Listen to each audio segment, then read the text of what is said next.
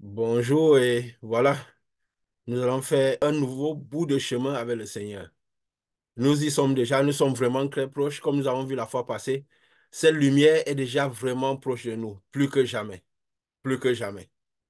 Mais comme nous disons toujours, tant que le ciel n'est pas retiré, il y aura moyen de rentrer dans le ciel. Il y aura toujours de la place.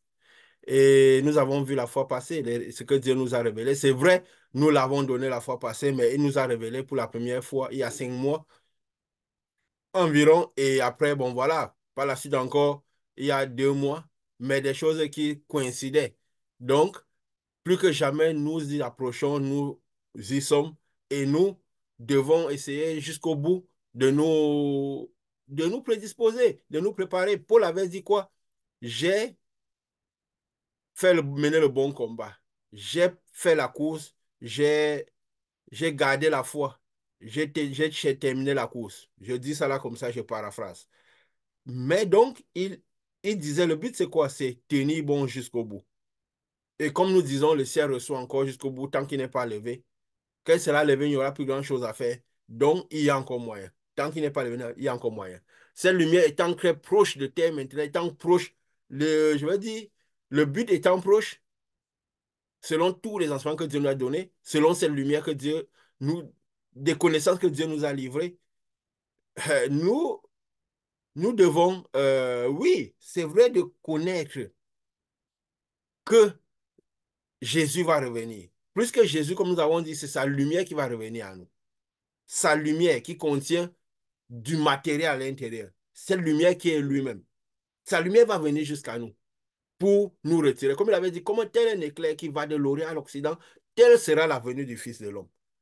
Donc, c'est de telle manière que vous attendrez le Fils de l'homme. Ça sera une lumière, une puissante lumière, un éclair, une puissante lumière qui viendra de l'Orient à l'Occident. Ça veut dire qui couvrira tout le monde. Nous avons, Paul l'a souvent dit, Dieu ne fait pas acceptation de personne. Et c'est vrai que certaines choses qui sont dites, si elles ne sont pas bien comprises, ça peut créer des soucis. Parce que comme nous disons, ces hommes spirituels, ces Paul, ces Pierre, c'était des gens qui avaient une certaine dimension d'esprit. Avant de comprendre ce qu'ils ont dit, il faut connaître ce qu'ils sont. Comme Jésus avait dit, si vous ne savez pas ce que je suis, vous mourrez dans vos iniquités. Donc, avant de connaître ce que Jésus a dit, il faut savoir ce que Jésus était. C'est parce que c'est dans le fait de connaître ce que Jésus était qui devait mieux permettre de comprendre ce que Jésus a dit et permettre cette tâche de purification de l'iniquité. Donc, je veux dire quoi? Dissiper ces ténèbres et arriver à bon port. Et, et justement, pendant ces gens ont dit beaucoup de choses. Et comme Jésus lui-même avait dit, comme nous l'avons dit dernièrement, que Jésus parlait toujours en parabole. Il était donné à ces gens de parler. Peut-être qu'aujourd'hui, Dieu a donné cette grâce de déchiffrer les paraboles, de donner tout clairement parce que sa lumière est proche de nous. Sa lumière est déjà presque là. Donc les choses ne devraient plus être en parabole. C'est pourquoi Dieu nous a toujours permis de parler d'une certaine manière. Donc, il avait dit quoi? Jésus, c'est écrit quelque part, Jésus dit à la foule toutes ces choses en parabole. Il ne lui parlait point sans parabole, afin que s'accomplisse ce qui avait été annoncé par le prophète. Je publierai des choses cachées depuis la création du monde. Parce que Dieu a caché beaucoup de choses depuis la création du monde, afin que ceux à qui il a destiné de dévoiler ces choses les dévoilent naturellement. Mais bien sûr, ces personnes, à une certaine époque, dévoilaient toujours, parce que la distance étant longue, alors ils devaient toujours parler avec beaucoup de paraboles. Même quand ça était proche, les paraboles aujourd'hui sont expliquées. Donc, on est censé avoir l'explication à toutes les choses qui étaient comme parabole. La parole de Dieu ne doit plus pouvoir être une confusion, une contradiction ou être en parabole de nos jours. Ça, c'est aussi une preuve que nous sommes à la fin. Parce que la lumière étant très proche, elle éclaire tellement afin que les choses soient vues de manière claire, mais plus en parabole. Et comme nous avons dit tout à l'heure, Pierre-Paul avait dit quoi? Dieu ne fait pas acceptation des personnes. Qu'est-ce qu'il voulait dire? Que cette même lumière qui quitte du ciel va descendre, et comme il avait été écrit, que tel un filet, la lumière descendra sur le monde. Donc c'est quand, comme, je peux prendre quel exemple, quand on parle peut-être pêcher des poissons, on jette un filet. Ça, c'est une zone particulière, ça prend tous les poissons.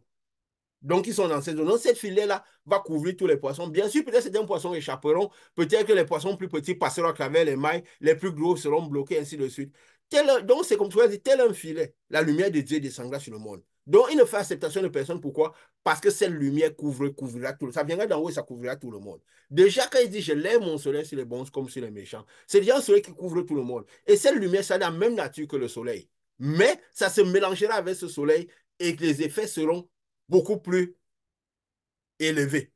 Mais qui sont toujours des mêmes effets que le soleil à une dimension petite. Parce que comme nous avons dit, le soleil que Dieu lève, c'est juste parce que le ciel est maintenu que ce soleil agit encore de cette manière, cette lune. Donc, c'est juste pour aider les personnes à voir l'Esprit de Dieu. C'est pourquoi on voit parfois les incrédules, même les gens qui ne veulent rien savoir de Dieu, ils ont parfois dans leur tête Dieu, Dieu, Dieu. Et parfois, même ces incrédules, parfois, par moment, ces gens qui ne veulent pas connaître Dieu, font même parfois des songes révélateurs. Pourquoi? Parce que dans cette petite quantité de lumière qui vient, dans cette lumière de miséricorde de Dieu, il y a du matériel de Dieu, mais à une très faible échelle, qui ne peut pas sauver. Parce que Dieu ne veut pas qu'on vive par sa miséricorde, mais par sa toute puissance. Parce que avec comme ça, parce que c'est le Tout-Puissant qui viendra chercher tous ceux qui vivent par la toute puissance. Et comme nous disons, nous avons parlé dernièrement ces témoignages qui étaient très importants, qui sont de plus en plus clairs. Dieu nous a livré des dates et tout. Et oui, quand il donne la première après la deuxième et qui coïncide et tout va plus clair, on se dit oui, c'est ça. Et maintenant, Dieu, quand Dieu donne toujours, il confirme toujours tout ce qu'il a dit. Il confirme ce qu'il a dit. Et et bien sûr, le plus important, ce n'est pas savoir que Jésus arrive. Ce n'est pas savoir que Dieu est là. J'avais vu. C'est vrai qu'en même temps, ça choque. Ça fait, on ne sait pas si rire ou pleurer. Quand j'avais vu quelqu'un, si c'est sur une des plateformes, c'est quoi, TikTok, des choses de YouTube, je ne sais pas, qui publie, quelqu'un qui a dit, non, j'ai fait un rêve, Jésus va venir bientôt. Et mais à la fin, si vous croyez que Jésus va venir, cliquez abonnez-vous. Donc, si vous croyez que Jésus va venir, abonnez-vous à sa page. Ne dis pas que ne vous convertissez pas, faites ce que non. Si vous croyez que Jésus va venir bientôt, abonnez-vous. Comme nous avons dit, la vraie parole de Dieu, la vraie puissance de Dieu, le vrai Dieu peut être quelque chose de très lucratif dans ce monde. Et déjà, on en a fait quelque chose de lucratif. Nous rendons grâce à Dieu parce qu'il nous a permis de maintenir un certain style. Surtout parce qu'il nous a montré à toutes les étapes ce que nous devions faire. Nous ne décidions pas de le faire. C'est cette lumière qui venait à nous et nous enseignait la marche à suivre. Nous ne courions pas vers cette lumière pour dire, faisons ces choses, on doit faire comme ça, on doit faire comme ça, on doit faire. Non. Et Dieu sait s'il tenir, comme nous avons dit. Ce style a été facile. Faire des belles vidéos, les gens vont regarder, mettre beaucoup de lumière, mettre ceci parce que ça passe plus.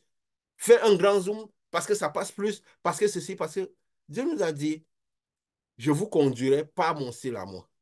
Et voilà, nous avons choisi ce style de Jésus, cette porte étroite et la lumière. Donc, le plus important, ce n'est pas savoir que Jésus vient. C'est c'est que les gens soient prêts pour cette venue de Jésus. Dans quelles conditions cette venue trouvera les personnes? Jésus avait dit quoi? Quand les disciples demanderont, quand est-ce que ça sera le moment? Où est-ce que ça se passera? Il dit non. Partout où il y a le corps, s'assembleront les aigles. Pourquoi il parle des aigles? Parce que l'aigle, c'est comme une dimension de cette lumière qui vient. Cette parce qu'on met tout la physicité à tout, mais que veut dire quoi? Cette capacité de cette lumière à voir l'avenir, à voir loin, à venir piquer, comme l'aigle, venir piquer et tirer les personnes. Comme l'aigle qui vient, qui attrape sa proie, sa proie, qui peut voir la proie à distance et vient, vu qu'il faudra sortir en hâte. La sortie se fera quoi? En hâte, comme j'avais dit, vous aurez les reins sains, vous aurez le bâton à la main, vous allez sortir de l'Égypte en hâte. Et ce monde symbolise l'Égypte. Ce monde symbolise l'Égypte. Nous avons parlé même déjà que même Sodome et Gomorrhe symbolisaient le monde. Ils ont fait un enseignement dessus, le monde tel Sodome et Gomorrhe, pour montrer de quelle manière Dieu viendra retirer les gens. Ils sortiront en hâte. Donc ce que tu vas se faire très vite. Et, et justement, ce monde, nous devons voir le monde quand Dieu a symbolisé l'Égypte. Et dans l'Égypte, il y avait qui? Il y avait Israël. Le peuple disait qu'il devait sortir de l'Égypte. Qu'il devait sortir de l'Égypte. Alors Dieu a symbolisé toutes ces choses, toutes ces marches. Il a caché toutes ces choses depuis la création du monde. Comme l'Ecclésiaste avait dit, il n'y a rien de nouveau sur la face de la terre. Ce qui est a déjà été. Alors, les gens pour qui Dieu a prévu, pour capter ces choses qui ont été, pour remettre les puzzles en place, arriveront à prendre ces puzzles pour dire ce qu'il a été. Aujourd'hui, ce n'est plus en parabole, mais ça doit être de manière plus claire. Et Dieu a fait tellement d'exemples pour permettre de comprendre cela. Pas le plus important, c'est comment on doit se retrouver. Comment sera le corps que les aigles viendront chercher. Quand on dit les aigles, quand on dit, parfois les aigles, quand Dieu enverra les aigles, Dieu enverra des anges. On pense que c'est toujours cette lumière qui viendra, qui a cette possibilité. Parce que même dans cette lumière, quand Ézéchiel a vu, il y avait des aigles qui avaient la face d'homme. Donc, cette lumière a cette capacité de prendre la face d'homme quand il arrive sur terre. Il peut prendre la face. Pourquoi les aigles? Parce qu'en ce moment, il viendra juste piquer et partir la face d'aigle, la face de l'agneau. Donc, tout ça, c'est juste les facultés parce que la physicité n'est rien, la chair n'est rien. C'est juste les différentes manifestations de cette lumière. Donc, le plus important, c'est connaître comment le corps sera quand cette lumière viendra. Et Dieu a justement mis des situations pour comprendre comment tout cela devra se passer. Pour que cela ne nous... Il avait dit quoi? Ce que ce jour ne doit pas vous surprendre comme un voleur. Il avait dit aux autres, le Fils de l'homme viendra. Quand il parle du Fils de l'homme, c'est cette lumière. Viendra comme un voleur. Mais il ne doit pas surprendre ses enfants comme un voleur. Donc, ils devront connaître le jour, ils devront connaître tout ce qui se passe en ce moment-là. Ils ne devront pas être surpris. Les autres, oui, il vient comme un voleur pour les autres, mais les autres ne doivent pas être surpris. C'est pourquoi Dieu nous a livré ces dates, pour que nous ne soyons pas surpris. Et bien sûr, voilà, nous disions, euh, le plus important, justement, c'est ce corps-là, comment est-ce qu'on va se trouver. Dieu a mis justement beaucoup de phénomènes pour expliquer comment cela devrait se passer, de par les générations, de par... Quand on voit, qu'est-ce que... Il y a qui, par exemple, qui symbolise mieux l'enlèvement? Ce qui s'est passé avec Élie. Ce qui s'est passé avec Élie. Quand il a été élevé par les chars de feu. C'est du feu qui est venu avec du matériel dedans. Élisa a vu des chars. Donc c'est comme c'est un feu, une certaine, avec du matériel qui viendra prendre les gens et partir. Ça, c'est le vrai symbole du départ. Mais comment Élie a fait pour arriver à cela? D'abord, la vie qu'il menait. Il avait cette puissance de Dieu. Ce Saint-Esprit. Nous avons parlé beaucoup que c'est important d'être sûr qu'on a véritablement cette lumière-là, ce vrai Saint-Esprit. Et justement, le fait de... Nous l'avions dit comme ça, nous l'avions dit comme ça, que ces hommes-là qui parlaient de Dieu, ils parlaient beaucoup en parabole. Parfois, les choses qu'ils disaient, au-delà des choses qu'ils disaient, il fallait savoir ce qu'ils étaient, pour peut-être pour espérer comprendre ce qu'ils disaient. Pour comprendre ce qu'ils disaient. Ils parlaient en parabole. Quand Élie, qui symbolise clairement ce que est l'enlèvement, il a fait quoi? Quelle marche il a suivi? Quel type de marche a suivi? Il est quitté quand surtout le moment où il devait, malgré tout ce qu'il a fait comme opération, il a manifesté. Quand le moment était venu maintenant de partir, il a dit quoi? Je suis fatigué, je ne suis pas mieux comme le père. Donc, bon, prends-moi. Ça veut dire, enlève-moi. Et Dieu a dit, OK, tu es OK avec ça. Ton moment pour que je t'enlève, l'enlève arrive. Tu vas vivre ça avant les autres. Je t'enlève. Je vais montrer ça comme exemple pour que les gens comprennent ce que ça veut dire. Toi qui as été avec cette lumière sur toi, qui a manifesté cette lumière, qui a été fidèle, qui est resté fidèle, qui a fait tout bien comme Dieu voulait, je vais te faire partir. Comme ça, ils auront ça comme exemple. Il a fait passer il quittait Élisée, qui était son serviteur. Justement, savait comment il devait se comporter. Il ne le lâchait pas parce qu'il disait il veut faire part de cela. Il a continué avec lui. Il essayait même de le décourager, autre que de lui dire viens avec moi. Parce que la foi en Dieu, comme nous avions dit, si nous avons le regard fixé vers les personnes, nous raterons ce que Dieu a dit et ce que Dieu a fait. Nous ne devons pas avoir soif de sauver les personnes. C'est eux qui doivent avoir la soif de recevoir Dieu et de se sauver. Et nous devons voir ce que Dieu nous envoie, ceux qui ont manifesté la soif, ceux qui ont trouvé ce chemin de lumière. Et nous allons le dire, parce que c'est aussi important, avant de parler un peu de Elia, comment c'est important, parce que plus que c'est justement comment le corps va se trouver. Nous disons toujours comment le vrai Saint-Esprit arrive. Pour que ce ne soit pas quelque chose qui est utopique, on parle des choses un peu sans trop de sens, quoi. Du doit donner ce Dieu à tout le monde. Et nous avons parlé la fois passée, c'est des choses qui révoltent. Mais nous allons tout parler, pourquoi pas? Le plus important, c'est comment le corps se trouve quand cette lumière arrive. Quand nous acceptons, parce que justement, je vais parler un peu d'Élie. Élie est quitté de Gigal. Parce que quand Dieu, il m'a mis, va regarder ça, je suis parti regarder. De Gigal, il passe à Bethel. Bethel, c'est quoi? C'est le lieu du sacrifice.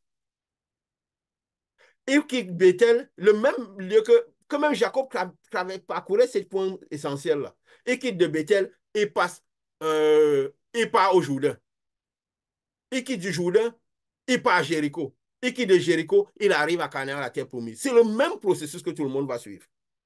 Et quand le peuple d'Israël quittait, justement avec Josué, ils ont fait le même chemin. Ils quittent de Gilgal, ils s'arrêtent à Bethel. Ils quittent de Bethel, et passent par le Jourdain. Ils quittent le Jourdain, ils passent par Jéricho. Ils quittent de Jéricho, ils sont à Canaan, la terre promise. Et ils vont faire même en chemin. Quand, pour aussi, on profite pour dire des choses. Quand Élisée part, il comprend aussi le ciel. Il écoute ce qu'il y a du ciel. Parce qu'on dit, le malin nous emmène dans toutes ces choses, l'excès de prière. Parce que la vraie prière, c'est un esprit. On peut être là comme ça, en train de parler comme nous parlons là. Mais dans notre esprit, on dit, oh, on est là en train de parler avec Dieu à l'intérieur. On peut être en train de travailler au boulot, bon, on parle avec Dieu à l'intérieur, la prière. Mais le malin nous amène dans toutes ces positions, dans toutes ces manières de prier, dans tous ces jeûnes, tous ces, parce qu'il veut qu'on brille, que le monde spirituel soit accessible. Et ainsi, il va passer ses enseignements. Et il a mené tout le monde dedans. C'est pourquoi Jésus, justement, ne faisait pas toutes ces choses. Et ses disciples de Jésus ne faisaient pas les choses de cette manière. C'est un esprit qui parle avec Dieu. Mais on ne les voyait jamais dans ses prières, ses postures, ses jeûnes et tout. On les reprochait de ne jamais faire des jeûnes et des prières. Justement, parce que eux, la foi qu'ils avaient, la foi du salut, la foi de la lumière, était différente. La foi qui amène au salut. Mais il y a une manière de l'amener, un même chemin. Il arrive à Bethel, le sacrifice. Donc, il faut passer toujours par le sacrifice pour qu'on puisse recevoir cette lumière-là. Et qu'est-ce qui se passe? Bethel, on va dire quoi? Le sacrifice, quand on prend décision, je suis prêt. Parce qu'on a dit que si on n'est pas prêt à prioriser le Saint-Esprit au-dessus de tout, avoir cette soif d'avoir le Saint-Esprit, il a dit que celui qui a soif boive. Le monde spirituel, c'est un monde de conséquences. Il n'a pas dit que celui qui a soif, je vais donner. Non. Le Saint-Esprit dépend plus de nous que de Dieu. Tout d'abord dépend plus de nous que de Dieu. Parce que c'est juste une conséquence de ce comment est le corps, comment se prédispose le corps. Il a dit que ceux qui a soif viennent et boivent.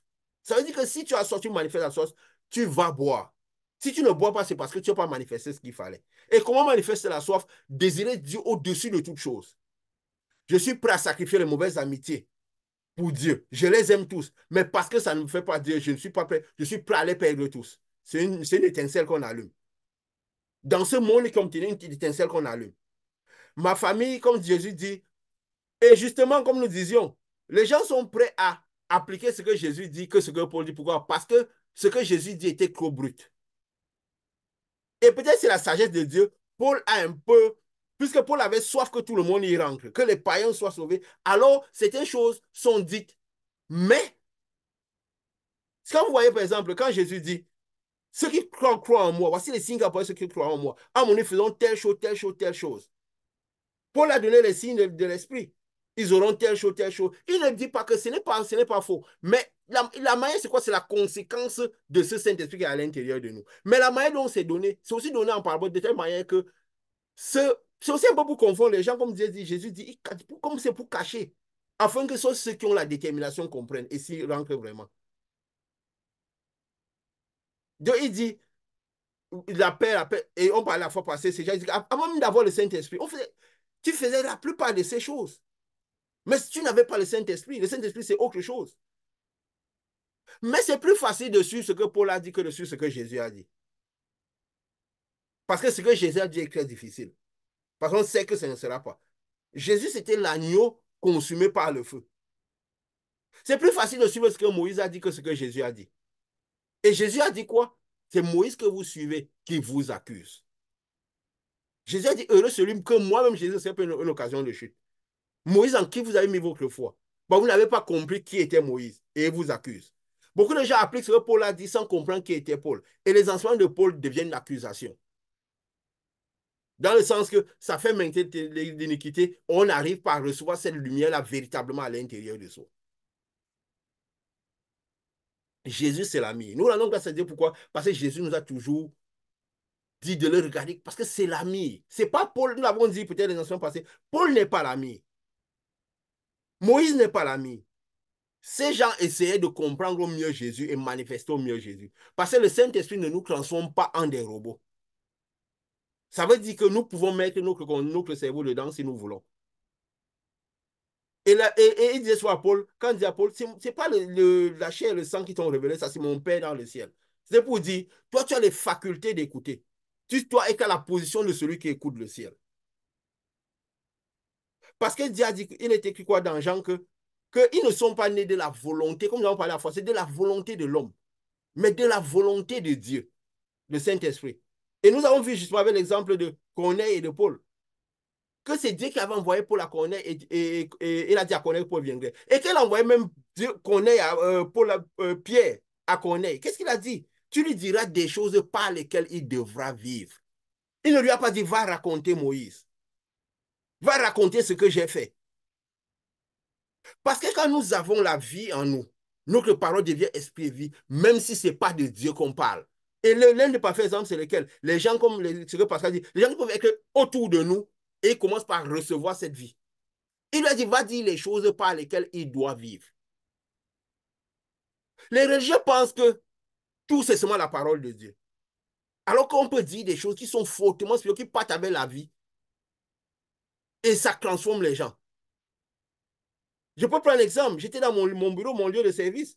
Un gars qui est dans son lieu, il vient, parce qu'il avait une pause, il vient passer la pause avec moi. On s'est mis à parler des sujets. C'était des choses tellement profondes. On ne parlait pas de Dieu, mais des choses. Et moi, je sentais par l'esprit qui m'enveloppait que ce n'est pas moi qui parlais. Et moi-même, j'apprenais ça m'impressionnait. À un moment, il s'arrête, il me demande, mais tu as quel âge? Je lui dis, pourquoi? Il me dit, mais même mon père, j'ai quand même, c'était au-dessus de la quarantaine. Il dit, mais je n'ai jamais écouté ce type de sagesse. Moi, j'ai souri. Il dit, mais tu as quel âge? Il me dit, je vais commencer par venir rester avec toi de temps en temps pour parler avec toi. Bon, ça n'a pas duré. Il a quitté la société. Quand le malin ne veut pas que quelqu'un se convertisse, tu manifestes quelque chose qu'il ne veut pas, il tire tes pieds de là, quoi. Et donc, ce qu'il fait quoi pour dire que les choses de Dieu sont naturelles. Sont naturelles. J'étais en train de parler encore par rapport à Paul, par rapport à quoi ça là?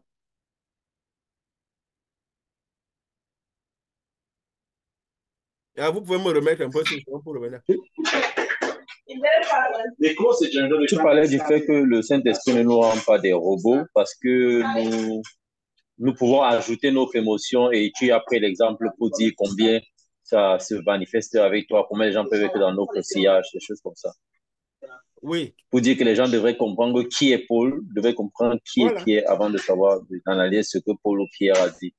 Oui. Et tu as pris l'exemple de Pierre à qui Jésus disait que Il tu connaît, entends le voilà. ciel. Merci beaucoup. Il connaît. Et justement, avant de donner ce que Pierre, on doit comprendre ce que Paul est. Quand il a envoyé Pierre à Corneille, il a dit, va donner les choses par lesquelles il doit vivre. Et quand Pierre leur parlait, le Saint-Esprit descend. Il a commencé juste par raconter, oui, ceci, cela, oui, Jésus est venu. Dieu ne lui a pas dit ce qu'il devait partir dire. Va parler, ça ira vers la vie. Ce qui te viendra dans l'esprit parle. Ça ira vers la vie. Le Saint-Esprit est descendu par la volonté de Dieu. Jean avait dit quoi? Ceux qui sont nés de la volonté de Dieu. Pas de la volonté de l'homme. Parce que l'homme peut mettre sa volonté. Et quand on parlait du sacrifice, justement, pour dire, quand quelqu'un prend ses décisions, il dit, je ne vais plus marcher par les pensées de ma famille. Eux, ils voient les choses de cette manière, mais il faut que je me plaise Dieu, il faut que je... Ils sont prêts à tourner le doigt à Dieu. Comme nous disons, Jésus a dit quoi?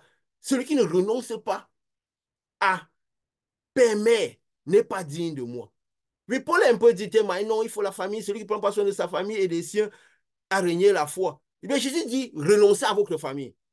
Est-ce que Paul n'a pas dit, a dit quelque chose qui n'était pas? Non. Il faut savoir ce que Paul était et pourquoi il disait ces choses de cette manière. Mais c'est plus facile d'appliquer ce que Paul a dit que ce que Jésus a dit. Parce que Jésus a été dit était consumé par le feu. Parce que si on applique ce que Jésus va faire, c'est le vrai feu. On sait qu'on va dans le feu. Et quand on prend cette décision, non. Si notre famille va même de quel côté on va faire, parce que c'est une décision, c'est une étincelle qu'on allume dans le spirituel. Et à force d'allumer beaucoup d'étincelles, ça crée un fil de lumière qui nous permet d'arriver à un endroit ou à quelqu'un qui a cette grande lumière qui va frapper l'arbre de la connaissance du bien et du mal, nous, pour qu'on puisse aussi avoir arriver à cette grande lumière qui vient de la volonté de Dieu d'en haut. Donc, ce n'est pas quelque chose qui vient par hasard ou par science-fiction, non. Donc, c'est pourquoi nous disons que cette soif doit être traduite par le fait. Parce que plus la soif est grande, plus nous sommes capables de faire des sacrifices. Et tous ceux qui sont arrivés au Saint-Esprit puissant sont passés par Bethel. Parce qu'on ne peut pas arriver à recevoir le Canaan. Jésus a fait le passage. Le mur doit tomber, mais Jésus a créé le passage à travers le voile, le mur. Tu es symbolisé par Jéricho. Accueillir le passage. Mais nous devons passer par Bethel, par le sacrifice. Je dis, si quand cela disait, je vais te suivre, il dit, le Fils de l'homme n'a pas mis une main sur la tête. Tu risques de dormir dehors. Est-ce que tu es prêt? Mais si tu es sincère, c'est le problème, c'est maintenant la sincérité. On dit l'amour de la vérité qui est lié à la sincérité et à la justice. Si tu es sincère, cette lumière-là, l'étincelle s'allume seule. Si tu n'es pas sincère, tu le dis par la bouche, l'étincelle ne s'allume pas, le fil de lumière, de fil de lumière ne se créera pas. Donc, c'est pourquoi nous disons manifester cette soif par ce degré de. C'est une décision. Je suis prêt à faire cela et marcher dans cette décision.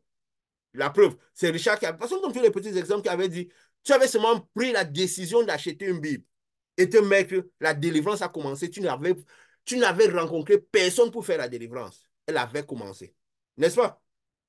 Tu es rentré chez toi, les esprits ont commencé par se manifester. Tu n'avais même pas commencé par lire cette Bible. C'est vrai, non? C'est ce que tu m'avais raconté. Tu as juste pris cette décision, je vais prendre cette Oui, Bible. effectivement. Je vais prendre cette Bible. Je ne vais pas rester là, les numéros, je vais faire cette décision. Et tu marches dans l'action de ce que tu as décidé pour montrer ta sincérité. Tout de suite, ta délivrance a commencé. Pour que l'homme ne soit pas, la chair ne soit pas exaltée, mais que ce soit l'esprit qui soit exalté. La délivrance a commencé seule, étant chez toi. C'est le cas, non? C'était chez toi. Et c'était là le début de là. C'était là le fil de lumière qui t'amenait pour retrouver l'esprit de lumière. Jésus-Christ. Quand on dit Jésus-Christ, on va penser à cet homme, à l'homme. Non, cette grande lumière qui vient stocker à l'intérieur de toi et qui fait toutes choses. Donc, il est passé par Bethel. Après Bethel, il va au Jourdain. Et tout le temps, il fait que décourager son serviteur. Reste ici, reste ici. Il dit non, non, je sais qui tu es. Au-delà de ce que tu me dis, je sais qui tu es. Je ne te laisserai pas. Il trouve les prophètes en chemin. Ils ont aussi vu. Ils ont vu le spirituel. Mais ils voient, ils restent à distance. Ils ne veulent pas peut-être dire. Parce qu'un ne pouvait dire, j'ai vu, je sais ce qui va se passer. Je vais suivre Élie avant qu'il ne me chasse. Et même s'il me chasse, moi, je reste. Je sais qui est Élie. Ton maître va t'enlever. Il dit, oui, je le sais aussi. Vous fermez vos bouches. Je suis concentré à voir l'homme, à savoir qui c'est. Au-delà de ce qu'il dit, ce que vous avez vu. Je l'ai vu aussi, je suis comme vous. Et la preuve de la différence des prophètes, quand Élie est monté, Élie est passé aussi, même à Jéricho. Il a voulu. Quand il est monté, il a dit, si tu as la capacité de me voir, de savoir qui je suis, pas ce que je t'ai dit tout le temps, qui je suis, cela t'arrivera. Est-ce que les gens savent qui ceux qui leur parlent sont? On a l'habitude de regarder. Élie, il dormait où? Il dormait en montagne, il était un peu dans un air, parfois un peu paumé, parfois c'est comme s'il n'avait même pas mangé et tout. On voit les gens, on ne se dit qui ils sont. On a première vue confusion. Ça ne peut pas être eux. Mais on ne se rend pas compte que derrière certaines personnes, il y a toujours un mystère. Qu'on l'attend à gauche et à droite. Il va sortir, il est dedans. Bizarre. Il faut regarder les mystères qui accompagnent ce qu'on dit. Parce qu'on ne va jamais totalement comprendre quelqu'un qui a vraiment Dieu. Après, qu'est-ce qui se passe? Quand il parle maintenant, il parle. Les autres prophètes disent quoi? Quand il monte, elle dit qu'on part te chercher. Ils ont bien vu qu'il y avait l'enlèvement, qu'il sera enlevé. Mais ils disent, allons chercher son corps. Parce que la physicité n'avait jamais détaché leur esprit. Élisée lui a dit quoi? Non, n'y allez pas. Ils ont insisté, insisté. Élie lui a dit, allez-y. Après 3 jours, ils sont partis, on part. Je vous avais dit de ne pas partir. Parfois, on empêche les gens. On veut obliger les gens à se sauver, comme si c'était notre rôle. Quand ils ne veulent pas un moment, dites-le non, suivez vos chemins. Dites comme ça, on voit comme ça, on voit comme ça. Oui, oui, non, vous avez raison, voyez comme vous voulez. Mais en même temps, c'est les gens qui se rendent compte que ce qu'on leur dit, c'est ce qui se passe. Le temple est d'une certaine manière. Il a la santé de Christ. Il a la force de Christ. Il a les choses de Christ. Parce que finalement, Dieu ne nous enverra pas donner ce qu'on n'a pas reçu. Parfois, la soif de vouloir sauver les gens nous pousse à faire notre œuvre à nous que de faire l'œuvre de Dieu. Et même Paul, comme nous avons dit, a manifesté la soif de sauver les païens. Une grande soif de sauver les païens. Et pourtant, c'est Dieu qui sauve. Donc, quand il a envoyé comme ça, on se rend compte que même Josué, quand il sortait, il a reposé les mêmes choses. Et le peuple, ils sont passés à Bethel, ils sont passés à Jéricho, ils sont passés pour retrouver à Canaan. Et quand ils arrivent à Jéricho, Qu'est-ce qui se passe? Parce que maintenant, il faut voir le symbole de toutes ces choses. Qui traverse le Jourdain? C'est un peu comme qu'on reçoit le Saint-Esprit, qu'on reçoit. Mais pourquoi le Jourdain? Parce que le mur de Jéricho était destiné à tomber totalement. Mais Jésus avait juste créé un passage à travers le voile, à travers le mur de Jéricho. Pourquoi il n'a pas voulu que Moïse le conduise? Moïse qui était celui qui devait conduire. Josué, qui symbolise aussi un peu, Josué et Caleb, qui symbolisent tous les deux oliviers qui seront là quand il faudra traverser le mur de Jéricho. Il faudra traverser. Parce que les deux symbolisaient toujours aussi cette présence des deux oliviers. Donc, parce que ça revient toujours, il faut toujours cela. Les deux premiers, Moïse et Aaron sont partis, alors Josué et Caleb sont restés, avec l'esprit, le même esprit que Dieu. C'est juste des symboles pour dire comment les choses seront à la fin, comment les choses se préparent. Donc, c'est des mystères cachés depuis la création du monde que Dieu a reproduit comme ça. Et quand ils arrivent, parce qu'il faut se dire, le mur est destiné à tomber. Oui, Josué a fait le mur est tombé. Dieu nous montrait comment le mur devait tomber. Il devait quoi? Il avait dit quoi? Vous ferez le tour pendant 7 jours. Et le dernier jour, vous ferez 7 fois le tour. 7 fois le tour, le deuxième. C'est ça, 7 jours. Donc, pourquoi il parle de 7 jours? C'est parce que quoi? C'est la lumière des 7 qui va parler de 7 trompettes, des 7 anges qui descendront. Donc, quand vous manifestez cette fois, cette lumière qui descendra et qui fera tomber le mur, qui fera partir le mur de Jéricho, qui symbolise, d'abord, qui en faisant partie, ça symbolise cette couche de fumée. Parce que qu'avec ce Julien, c'est recevoir le Saint-Esprit. Mais il y a toujours le mur. Et c'est cette lumière qui descend, tel comme un filet dans le monde qui couvre tout l'Égypte, tout le monde. Comme Dieu. Donc cette lumière descend. Pendant qu'elle descend, parce que Jésus a créé un passage à travers le mur. Ce Jéricho représente quoi? Ce mur de ténèbres que le malin avait mis.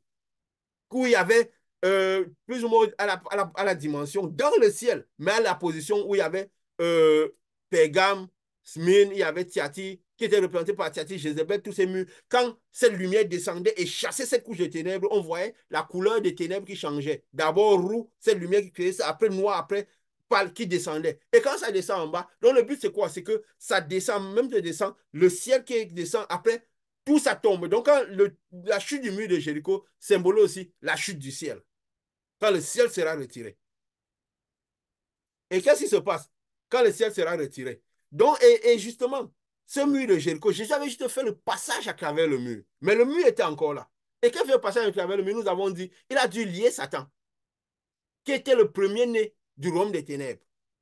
Parce qu'il a permis aux ténèbres de s'exprimer. Qui était symbolisé par Ismaël. Parce qu'Ismaël était parti sans possession. Mais parce que lui, cette grande lumière-là est partie recevoir ces ténèbres, il a permis aux ténèbres de s'exprimer. C'est de lui que sont nés tous les esprits, les démons et tout ça. Parce que les lumières avec des ténèbres, ça crée les démons.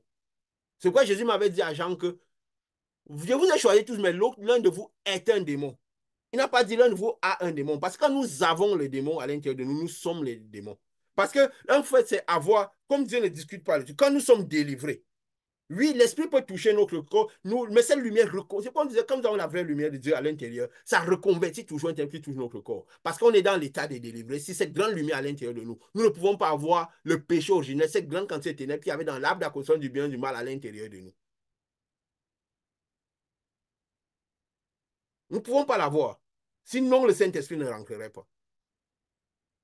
Le monde balance beaucoup de choses, quoi. En fait, c'est le malin qui inspire tout ça. Mais nous ne pouvons pas. C'est pour que tout le monde reste dans le même état. Qui dit non, nous tous on a mangé là, on est ceci, on est cela. Non, il faut comprendre comment la spiritualité fonctionne, le chemin de lumière. Donc, quand Jésus avait créé ce clou, maintenant ce mur devait tomber. Ils sont venus, ils sont arrivés, et justement, ils sont arrivés devant, quand ils ont traversé le Jourdain. Il est écrit quoi quand ils ont traversé le Jourdain, Josué a traversé le Jourdain. Il a dit quoi? Mais je vais un peu lire ça. Les enfants d'Israël, ils célébraient la Pâque, ils célébraient la Pâque et tout le reste. Après, nous vous dirons, pour parler encore clairement, de ce qui va se passer, de comment, ce qui justifie ces jours-là vraiment. Pour que ce ne soit pas, que ça ne nous cueille pas comme un voleur. Parce que Dieu nous a livré les dates. Ça ne doit pas être nous cueillir comme un voleur. Il dit, je peux donner le verset, quand même avait dit, tu ne donnes jamais le verset, tu parles comme ça là. Mais c'est pour qu'il y ait toujours un peu de parabole. Parce que le problème, ce n'est pas lire les versets, c'est que l'esprit qu'il y a derrière ce que nous parlons. Parce que c'est de la vie. We are sharing life. C'est de la vie qu'on partage, qu'on échange. Ce n'est pas les versets et les paroles. Il dit quoi? Il mangeait le blé du pays le lendemain de la Pâque.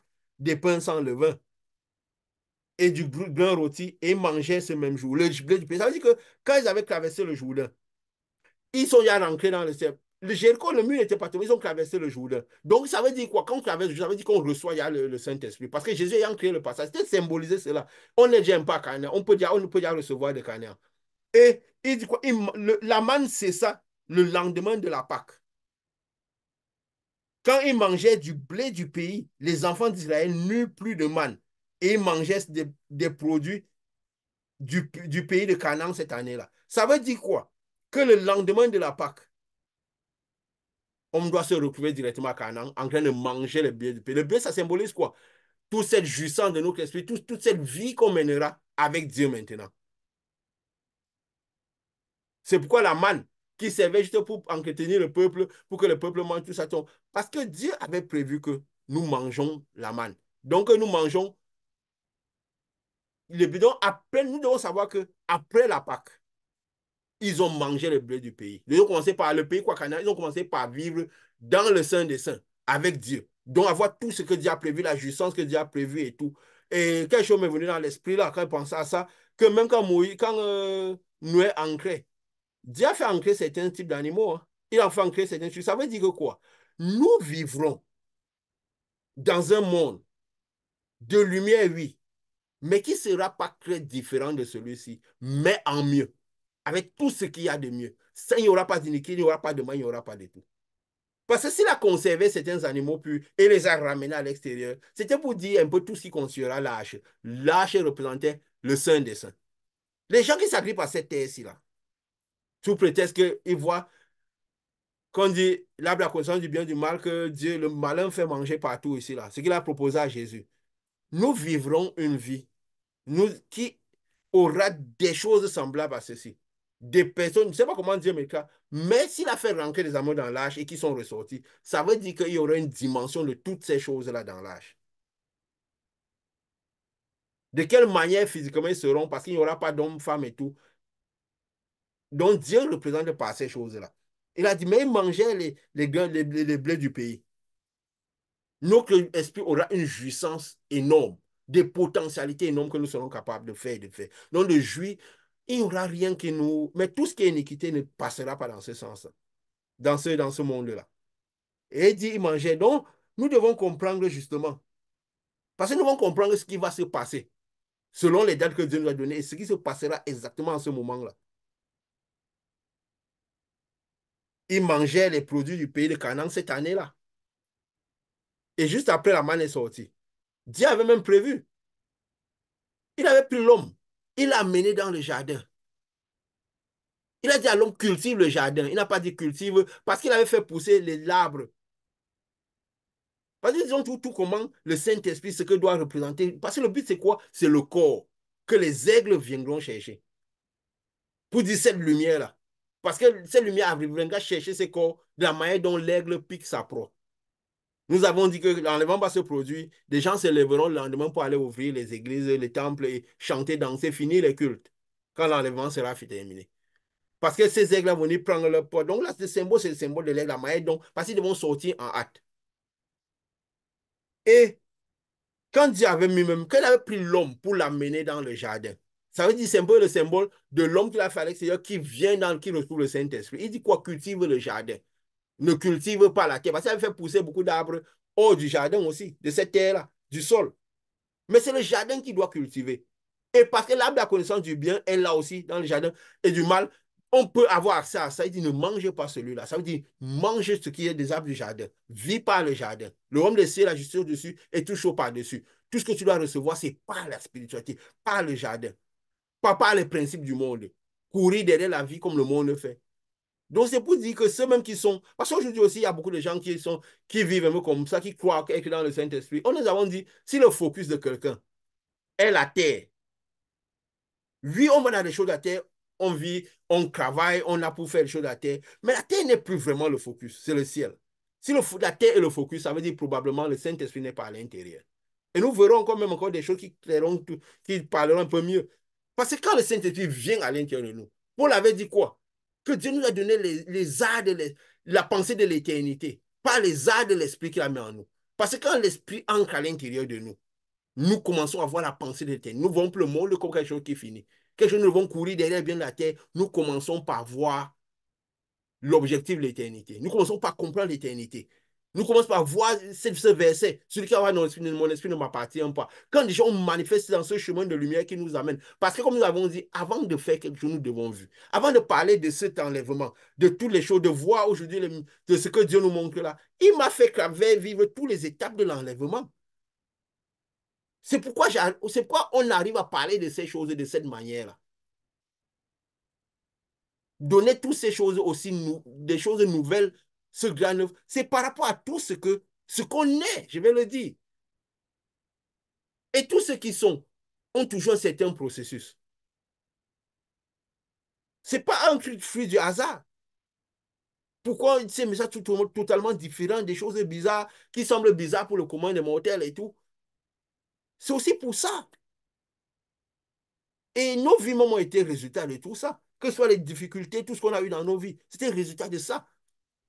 Mais la confusion, ça ne nous a jamais troublé. Pourquoi? Parce que l'esprit qui était en nous était beaucoup plus fort. Quelqu'un, j'avais donné un conseil à quelqu'un un temps sur une difficulté que j'avais dans ma vie. Il dit, je ne m'attendais pas à ça de toi. Je connais ce que tu es, ce par quoi tu es passé.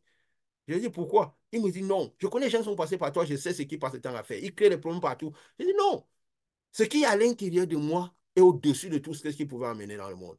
De tout, c'est pourquoi vous avez vu toutes ces situations même difficiles, je les traverse de manière différente. Parce que notre focus, c'est le ciel. Le monde n'est qu'une conséquence, ce n'est qu'une conséquence. Même le physique n'est qu'une conséquence du spirituel.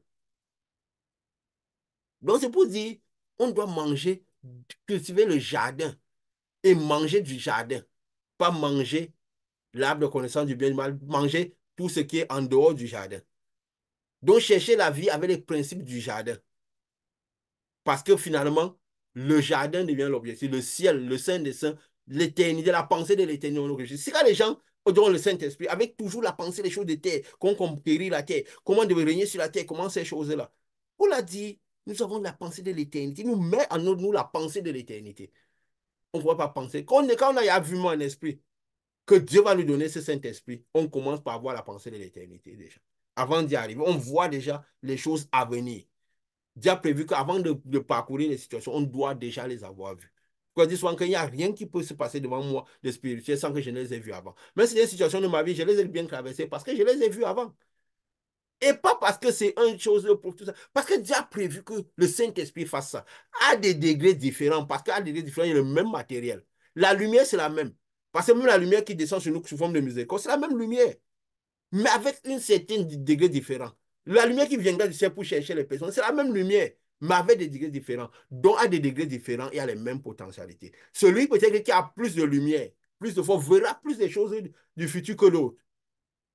Mais ces choses qu'ils verront seront attirées ce sera pour le ciel, pour amener les gens dans l'éternité. Il sera focus à ces choses du futur qui amènent les gens vers le ciel.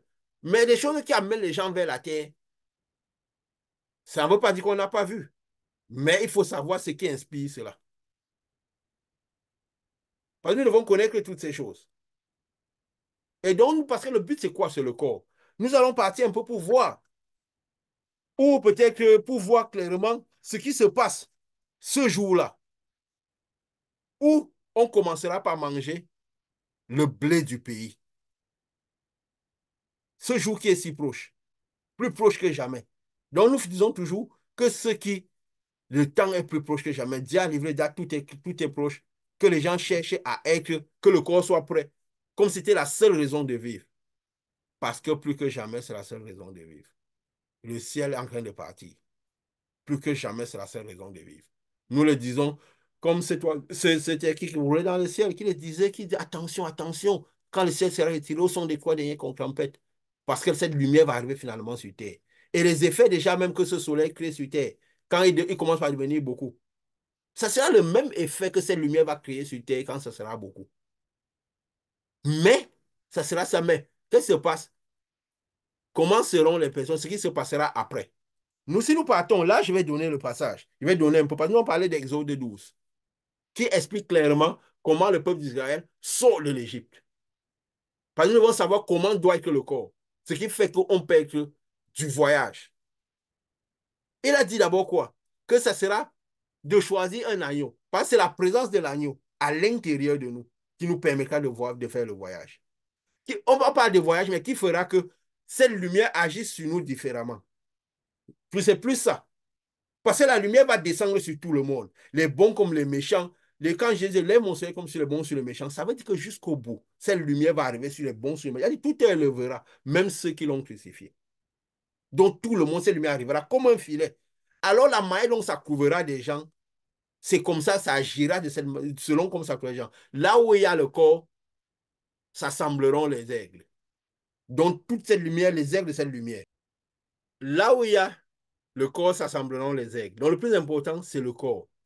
Comment le corps se voit quand cette lumière descendra sur tout le monde. Parce que cette lumière, comme nous avons dit, le monde est symbolisé par l'Égypte en ce moment. Donc, comme des ténèbres, parce que si on voit spirituel, on voit les ténèbres avec des lumières qui sont à l'intérieur, ceux qui sont symbolisés par Israël, les personnes qui sont Israël.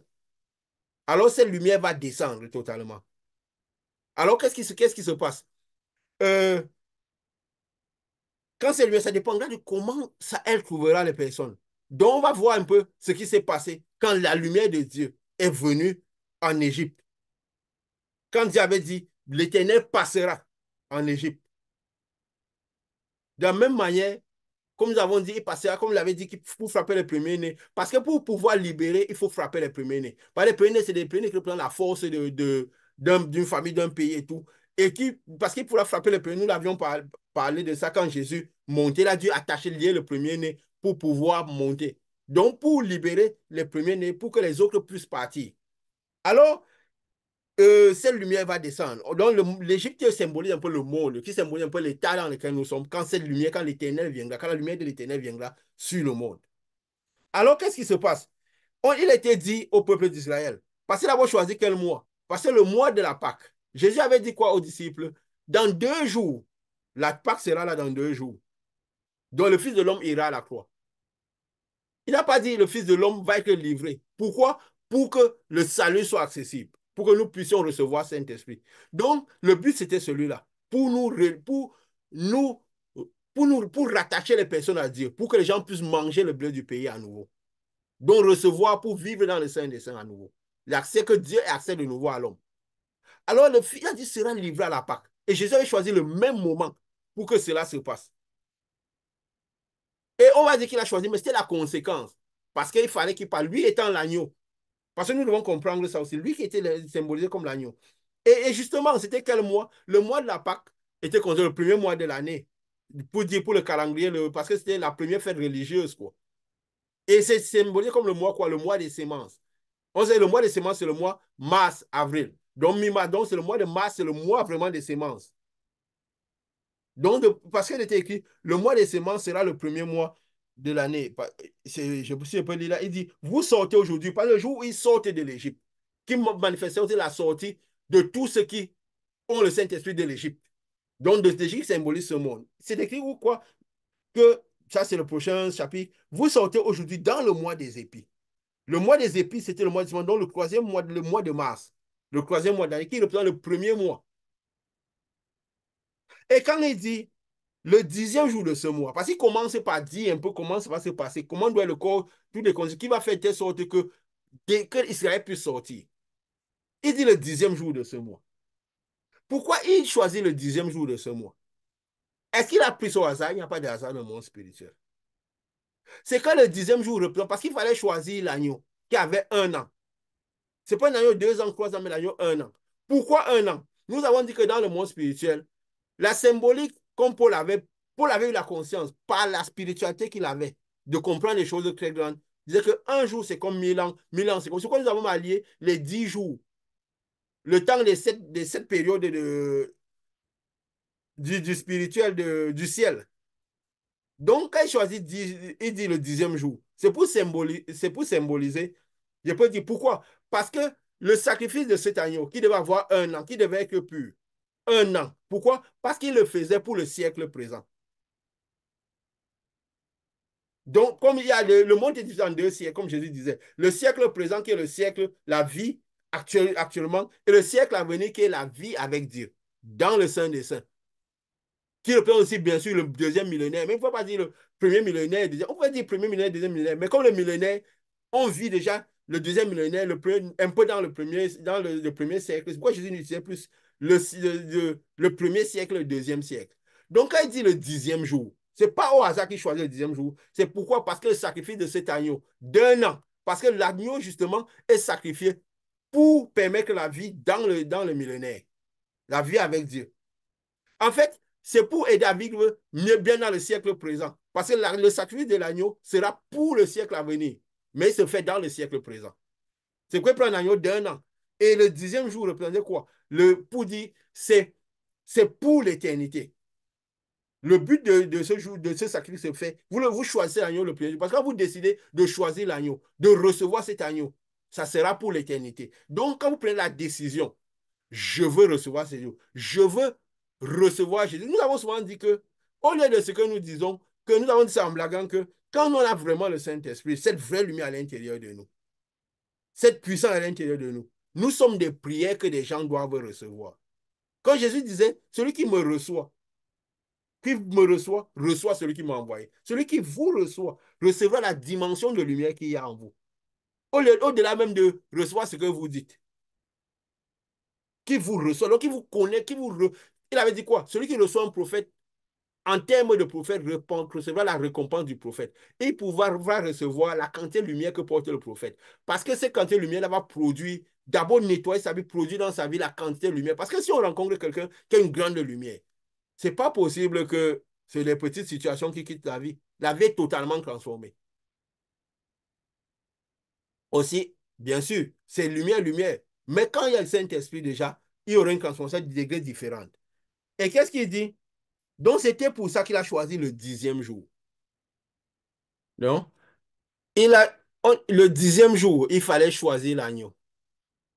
L'agneau. Parce que le but, c'était de recevoir cet agneau à l'intérieur pour pouvoir être le du voyage. L'agneau ne devait pas se trouver sur nous, mais à l'intérieur. Et c'était comment? Il dit, l'agneau devait comment? L'agneau devait être sans défaut. D'1 an, comme nous avons dit, et sans défaut. Et il a dit, on prendra un agneau ou un chevreau. Mais pourquoi ça? Parce que ces animaux symbolisent un peu l'innocence, la vulnérabilité. C'est un peu les animaux qu'on peut dire, surtout un chevreau d'1 an. Ils sont loin dans l'innocence. Pourquoi? Comme Dieu a dit, venez à moi comme des enfants. Parce que le but, c'est pouvoir s'annuler soi-même et recevoir et ne marcher que par ce fils-là, par ce qu'on reçoit à l'intérieur. Et il a dit quoi? Mais il fallait garder l'agneau jusqu'au 14e jour. Qu'est-ce que cela symbolise? Pendant 4 jours, il fallait garder l'agneau. Parce que quand l'agneau, on choisit l'agneau, il faut la symbolique de 400 ans, ou de 40 ans, ou de 4 jours qui doivent passer. Quand Dieu avait dit à Abraham, sache que tu vas avoir tes choses, je te ferai une descendance nombreuse, tu auras des fils et tout ça. Là. Mais il a dit tout de suite, sache que tes enfants seront esclaves pendant 400 ans. Donc il faudra garder l'agneau pendant 400 ans, avant que ton fils sorte. Ils seront esclaves pendant 400 ans. Il y aura la symbolique de 400 ans qu'il faudra les garder. Il y a toujours cela qui se passe. C'est quoi nous avons parlé, quand nous parlions même de nos enseignants, quand les 2 oliviers de la fin devaient venir, on a dit qu'il y avait 400 ans qui devaient se passer avant. Parce que qu'on a choisi, les oliviers vont venir 400 ans passés. Pourquoi même les prophètes, avant que les prophètes Jean et Jésus reviennent, que Jean et Jésus reviennent commencer la mission, il y a 400 ans qui sont passés, il n'y avait plus de prophétie. Mais c'était déjà annoncé. C'était annoncé. Quand c'était annoncé, après, bon, 400 ans ont commencé. Donc, c'est les 4 jours là symbolisent ces 400 ans. C'est pourquoi c'est le 14e jour que se passe. Le monde spirituel, c'est un monde parfait. Donc, ne croyons pas que ça va venir au hasard le jour où Jésus viendra. Ça ne doit pas nous trouver comme des voleurs. Il va venir comme un voleur pour le monde, pour tout le monde, mais ça ne doit pas nous trouver comme des voleurs. Donc, qu'est-ce qui se passe? Et Jésus même, il reproduit la même chose.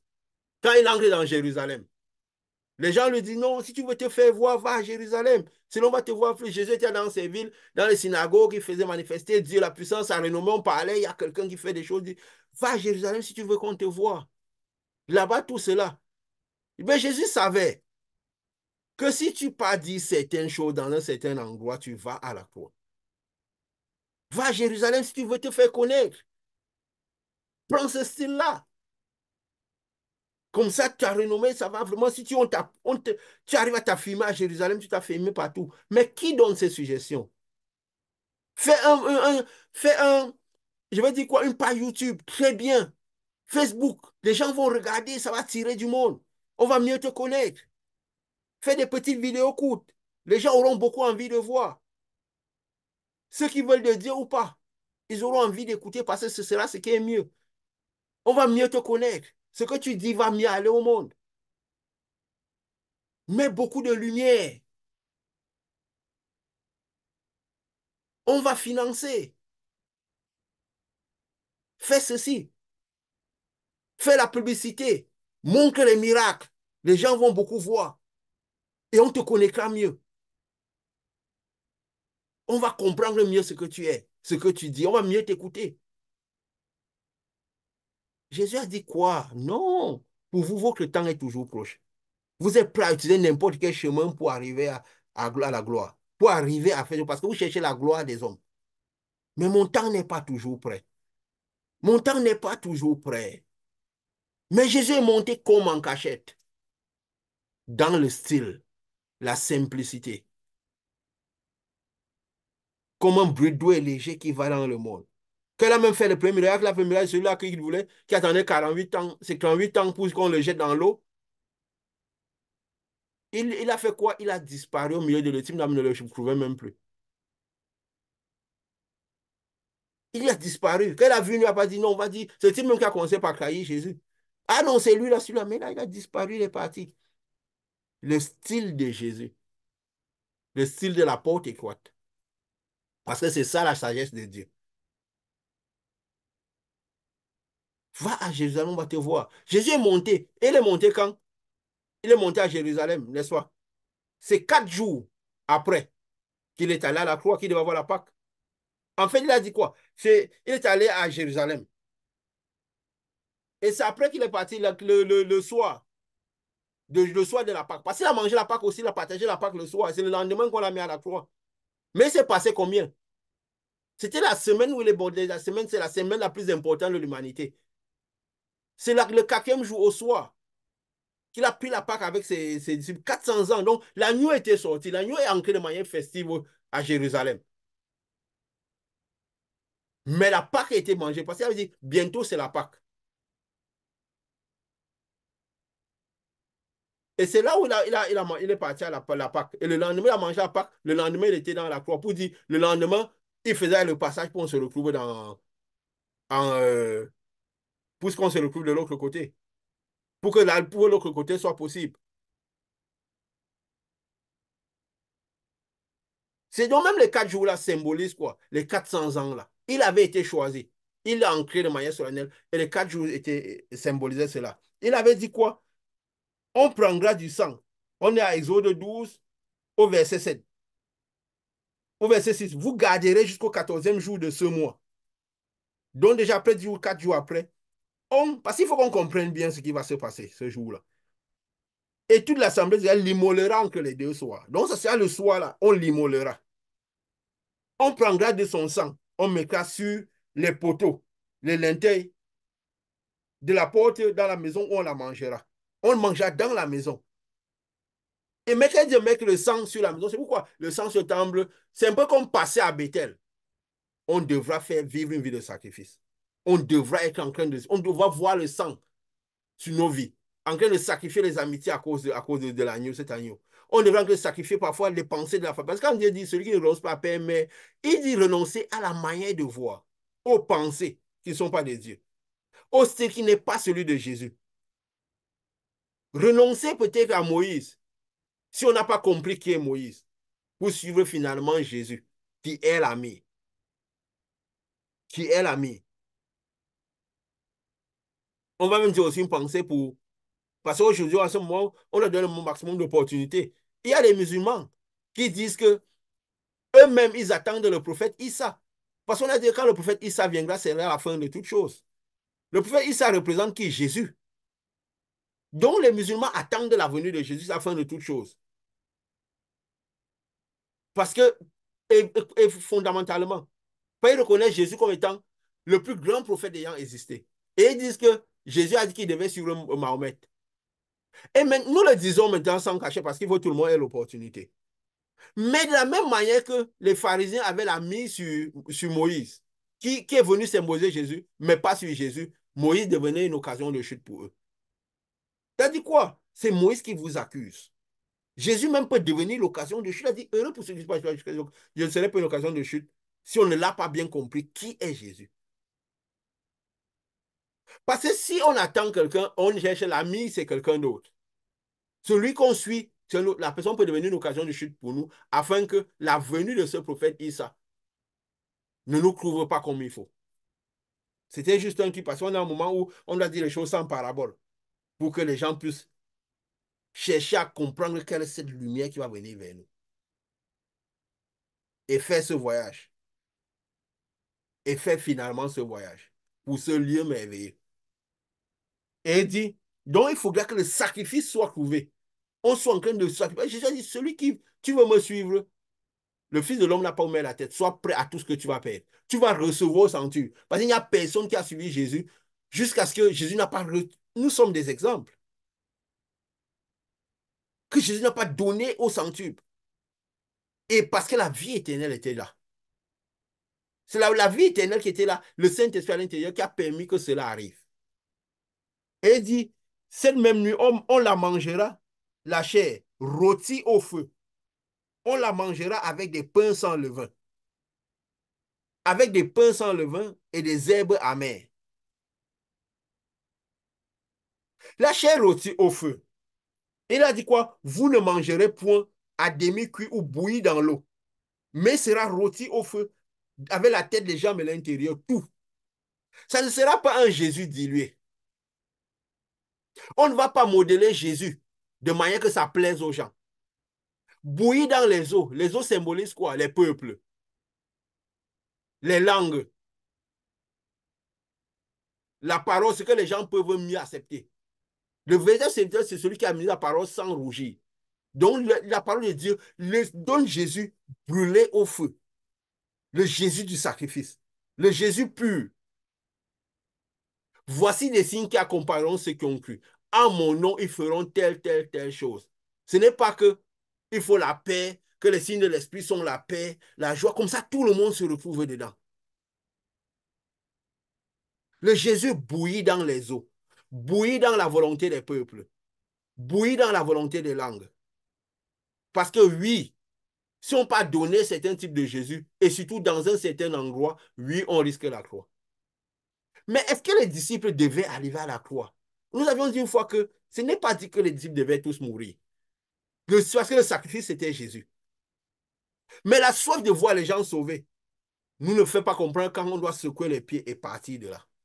Quand ils ont insisté à aller chercher Élie, à un moment, Élisée a dit, allez chercher, vous que vous insistez. Quand on ne l'a pas trouvé, il dit, mais je vous avais dit de ne pas aller chercher.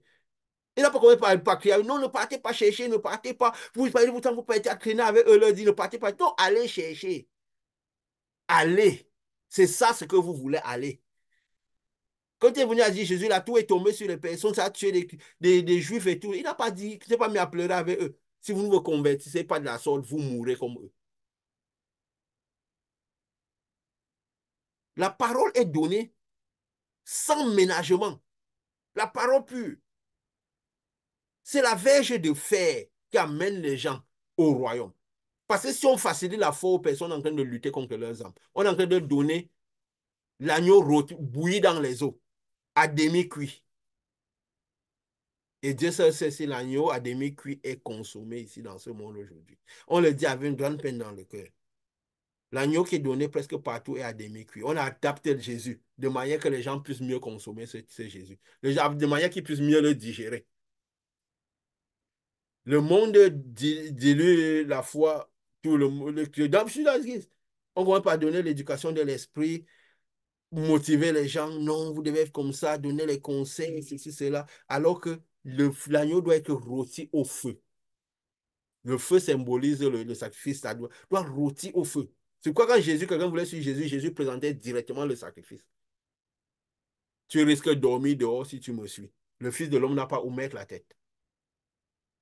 Si vous ne perdez pas père et mère, vous ne pouvez pas me suivre. Vous ne pouvez pas être médecin, vous ne pouvez pas me recevoir à l'intérieur. Même quand les disciples, vous vous imaginez, on en parlait un peu. Jésus a fait 3 ans avec ces mecs. Ils avaient abandonné père et enfant. Il leur a jamais demandé que comment vous vivez la situation. Comment vos enfants, le manque de vos enfants, comment ça vous fait.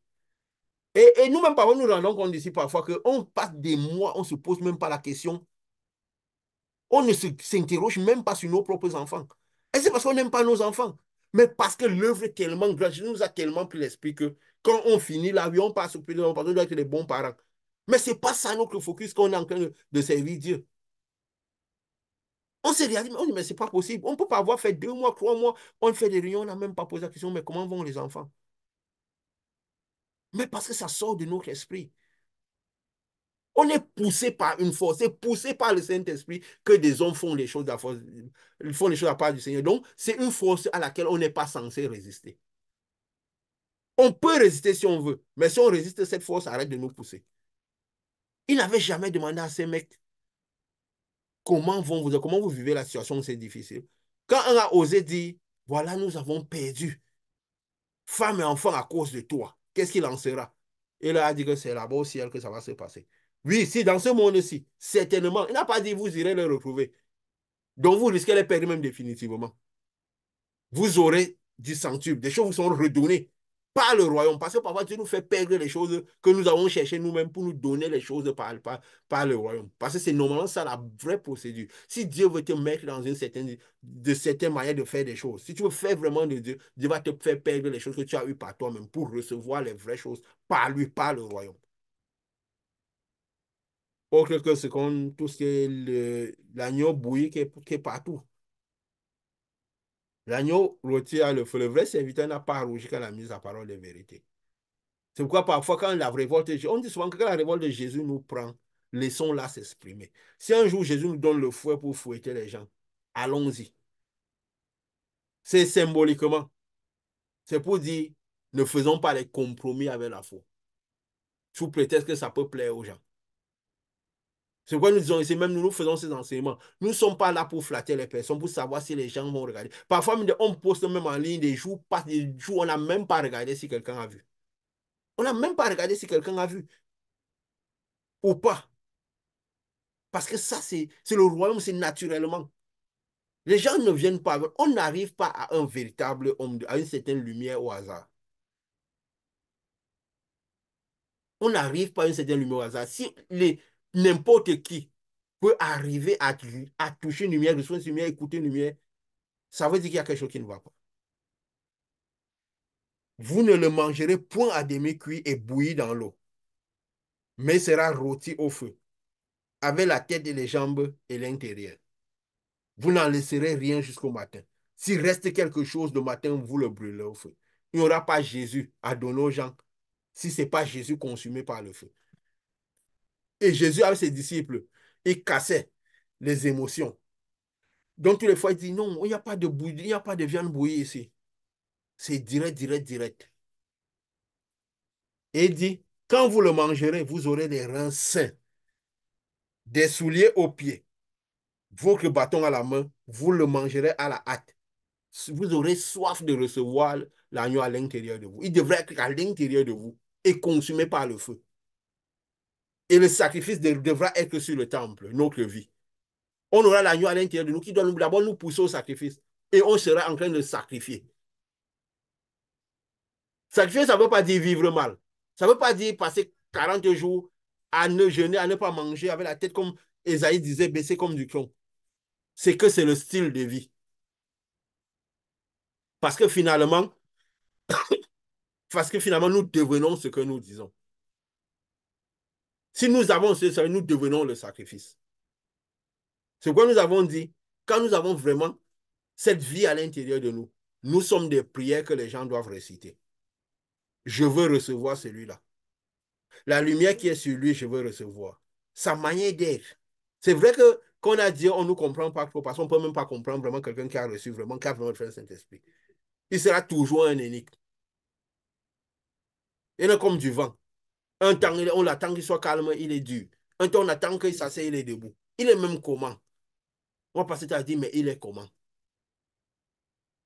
Et c'est normal. Il faut que ces choses arrivent. Donc, on doit avoir soif de recevoir le Saint-Esprit, de recevoir cette lumière à l'intérieur de nous. Comme c'est notre seule raison de vivre. Et tout ira vite. Et avoir le sacrifice sur soi. Cette vie avec ce style, le style de sacrifice, le style de Jésus. Et, et il dit quoi? Parce que c'est ça la Pâque de l'Éternel. Qu'est-ce qui se passera concernant ce conduit? Il dit, cette nuit, je passerai dans le pays d'Égypte. Donc, il est symbolisé par ce monde dans l'état où il est là.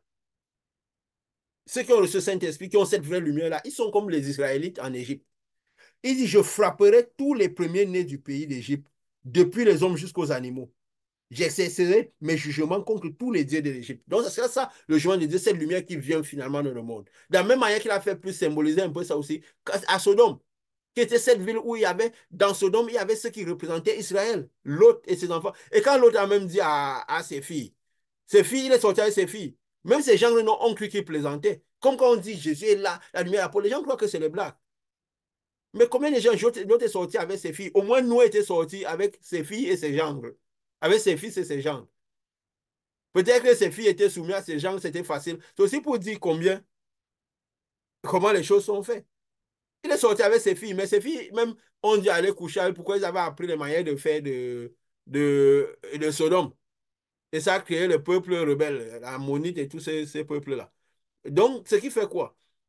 Mais ils sont sortis en hâte, on les pressait de sortir.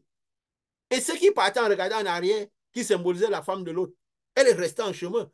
Pour dire aussi quoi? Les brebis qui pourront être perdues à la fin, comme celui qui symbolise celui-là qui était à la croix, au lieu de dire aussi qu'il veut être avec Jésus, il a perdu son opportunité.